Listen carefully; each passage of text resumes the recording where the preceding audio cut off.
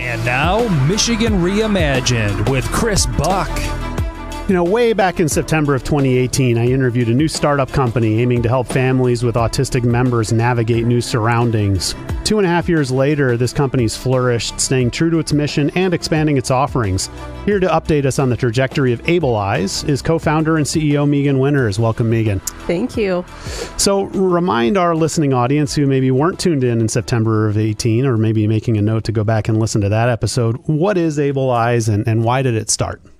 Yeah, so my background is I was a special education teacher. I taught students on the autism spectrum for many years. So through that experience, I just identified a need out there that one of the common characteristics of someone on the spectrum is difficulties with transitions. And so things like field trips and assemblies were something that would cause a lot of anxiety because it was outside of our regular routine. And so the first time I saw a virtual tour, I was like, this is it. Like, this is the thing that could change lives for so many people. And that's not just teachers, but for families that are having similar struggles. So such as going to the doctor, going to the grocery store, going to a restaurant. So that kind of sparked the idea behind Able Eyes. In addition to that, one of my best friends was a wheelchair user. Okay. Jessica. I'm not sure if I mentioned this story last time because it's sometimes hard for me to get through, so bear with me. So Jessica was one of my best friends. She was a wheelchair user, had muscular dystrophy. Her and I lived together in college. We went to Central Michigan University. Fire up chips. All right. And so I really had a chance to experience physical accessibility firsthand through that experience with her as well. Jessica passed away about 6 years ago as a result of her disability. And this was an idea that I had when she was still living. And so and she was very supportive of it. So I very much do this in honor of her. I think that she's with me on this journey, and that's my why. Okay. So what we do, I guess I told a lot about my background. What we do is we provide the virtual tours like you see on Google Maps. If you can click through the streets, or sometimes you can click through buildings. Or if you're house hunting and you can click through a house and see that house, we're doing that for all kinds of public locations. So it could be a park, it could be a restaurant, it could be a hospital, a doctor's office, a school. Really, that list has expanded so much since the last time we've talked. Right. So, we're making it possible for people to explore a place before they actually go there. Our new tagline is "Know before you go," which is kind of a common tagline, but there can't be a better one for what we're doing. Right. So, people of really all abilities can see a place, they can explore a place. We include things like restrooms and elevators and entrances so that people with disabilities can see some of those features. So I think about mobility, accessibility issues, and I think about people on the spectrum, and which, knock on wood, I'm blessed that I don't have either of those problems with my family, but from my research and understanding, so essentially, if someone in Lansing wanted to go to a museum in Detroit and you have a 8-year-old autistic child, it kind of builds up that maybe it's not worth driving an hour and 15 minutes if he or she is going to really struggle with walking into a building that they're not familiar with, or realizing that there's a barrier we kind of can't get through and turning around and driving home. Is that kind of what you're talking about? Exactly. Okay. Through my experiences as a teacher, I have one memory in particular that stands out to me. I had a parent call and she was crying and I, of course, was saying, "What's wrong? Is everything okay?" And she said, "We went out to dinner for the very first time as a family this weekend," and she was sobbing. And at the time, I was teaching students that were probably 8, 9 years old. So, something that is so easy for so many of us. I have children that play sports, travel sports, and I know a lot of people do. And we just get off the highway and we go to a restaurant when we want to, and that's just not a reality for so many people. And so it's experiences like that. Traveling with a family member with a disability can be very difficult. Like you said, museums. Okay. And so before we get too deep into this, where can people, if they're listening right now, pull up your website or kind of see your work? Yeah, it's ableeyes.org, ABLEEYES.org. On social media, it is Able Eyes for Disabilities on Facebook and Instagram. And then on Twitter, it's at Ableize. Got it. Okay. And so what they'll see there is a list of what places that you have these recordings for? So on the social media, we kind of feature the businesses that we work with. So that's a great place to see what we do and see some examples sporadically. But actually on the website is where like the meat and potatoes of what we do is. So we really have two different services that we offer. Well, one is kind of user driven. So the virtual tours is something that we offer to businesses and locations. And then we also have a video modeling library. So that's like how-to videos, how to brush your teeth, how to tie your shoes. Oh. And those are user-driven, or we work a lot with MSU. Some of their students have been helping us make some of those videos. And they're very low budget, just done with an iPad or a phone. But that tool is super helpful, and it's a research-based strategy used by teachers across the world. Okay. Well, let's stick with the tours here for a little bit. So, you're Lansing-based, Michigan-based, but your footprint's much larger than that. Talk a little bit about what you've done in the last couple of years. Yeah, I'm always so proud to answer questions about our growth. We are now in 49 out of 50 states. So if anyone knows a business owner in Alaska, I'm looking for someone in Alaska that wants a virtual tour. Okay. And then beyond, I don't plan to stop in the United States. So this is something, I guess one of the blessings for me with COVID has been the ability to network and reach beyond the United States, well beyond Michigan. And so I am talking to people internationally at this point about the potential for virtual tours beyond. Okay. So, so if I'm a user, and I'm looking to travel, I could go probably one of two ways, right? If I'm saying, hey, I'm going to Atlanta, are there any tours that have been done in Georgia or whatever along the way? And I can maybe target those places, and they might be like restaurants or theaters or right? Or, yeah. Or museums and things of that nature. Is that typically what people are going to find that you have done your tours of? It can be done two different ways. So on the website, if you're in where the virtual tours are, you can, it kind of works like Yelp, where you can put in your zip code and it will show you all of the virtual tours in a particular area. Okay. But then you also can narrow it down by industry. So if you're specifically looking for a medical care facility, you can do that. If you're looking for a restaurant, you can do that. If you're looking for something to do with your family, you can search that. Okay.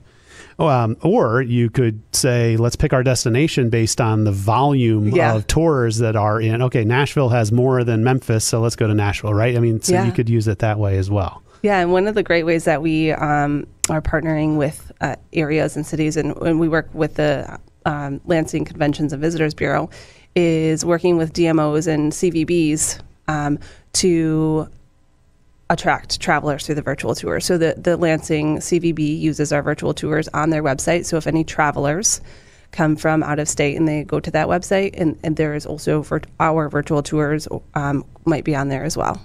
Okay. DMO, CVB. Destination Marketing.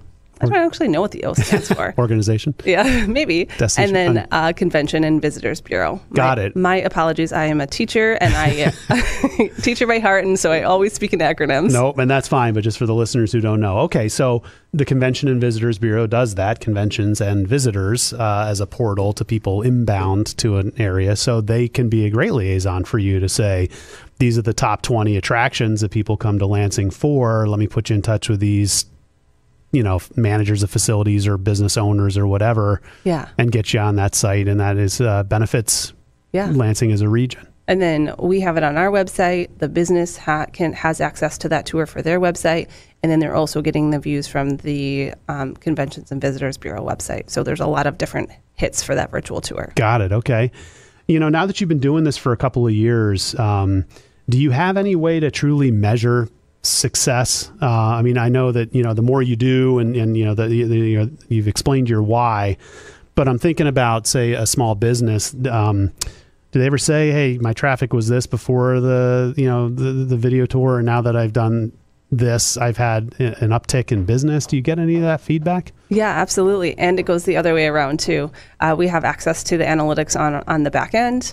So if we are posting a virtual tour, say on our website, or and then we can also add it to a Google listing. We can also, and if we're using the Matterport technology, we have some analytics, and we can see how many hits those tours are getting. So I try to check in with the businesses that we work into and say, hey, you had a great month. Just wanted to let you know that your virtual tour is getting a lot of views.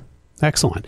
And so does the business owner or the facility owner, they pay like a one-time fee for that service? Yes. And then it's just kind of up there and it lives in perpetuity. Maybe they'll call you and say, we did a major renovation based on feedback. So can you reshoot? But generally it's a one-time sale. Yes, and that, it's not how a lot of business is done these days. A lot of things are reoccurring fees for sustainability. But the reason that I do the one-time fee is because I don't want to say a business signs up and they pay for the first year and then we hit a pandemic and they no longer have the money to pay for that subscription. I don't want the person with a disability to lose access to that site because the business could no longer afford it. So it's really important to me that the website is free, it's accessible to all people, and I don't want to take things off unless, it's no longer a business or... Right. So you talked about the pandemic, or at least you brought it up. So how did that change your business and the attitudes of your clients? Well, it definitely created a pivot, as it did for everyone.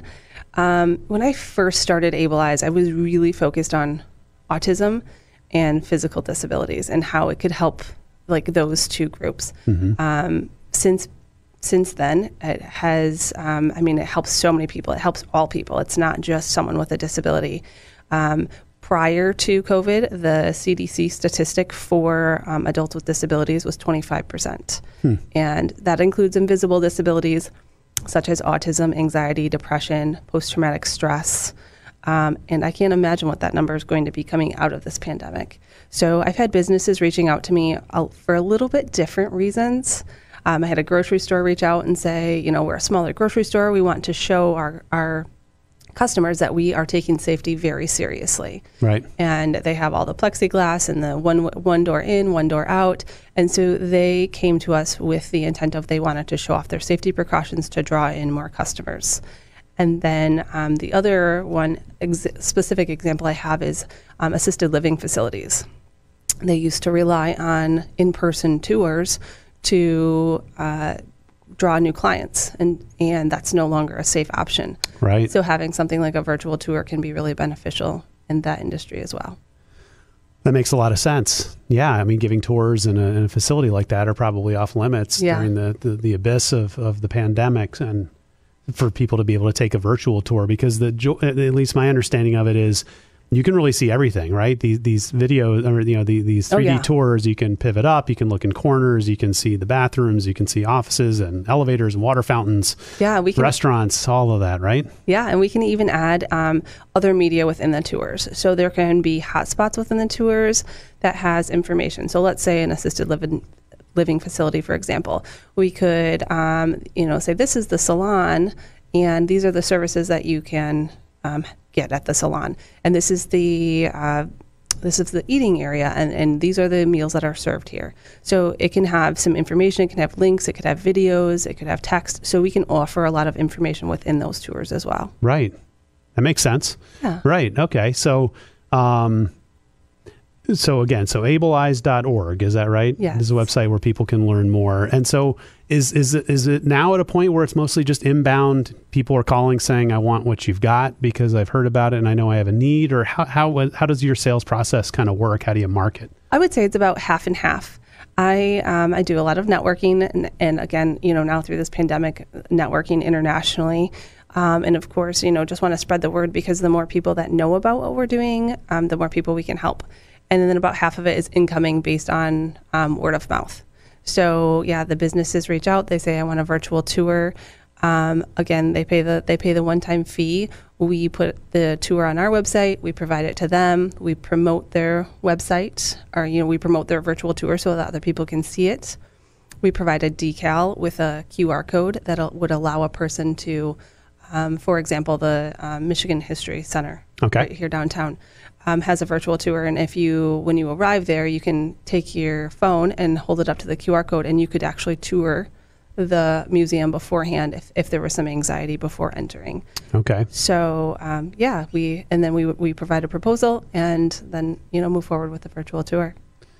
So what's on the horizon in our few seconds we've got left to hear the music coming up? You know what? I'm just international growth. Like I'm ready to do this. I'm living my passion, and I'm going to keep going.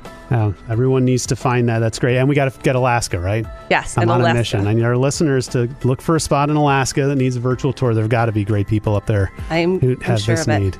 Excellent. Meegan Winters from Able Eyes, the co-founder and CEO. Congratulations on all your success and all the best going forward. Thank you so much.